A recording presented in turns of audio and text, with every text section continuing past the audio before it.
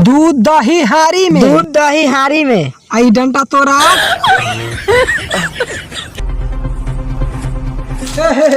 और भाई क्या कर रहे हो अभी? अरे भाई हम तो एक लड़की से प्यार कर रहे हैं। बढ़िया सेल्फी लेवे के चक्कर में 2 मोबाइल चेंज कर देनी। आज जब तीसरा फोन लेनी तब पता चला खराबी मोबाइल में ना हमरा कुछ ना। आई के लेल तो मुँह के चाहिए। जे कुछ कमू ना मार्क्स ला के पढ़ जाए के मजा ही कुछ अलग है। कहला ए हम तो क्लास में गरिया देवे नी। सर जी पूछेला के गरिया हम कहले पता ना सर। एगो बात जानता है मुन्ना का?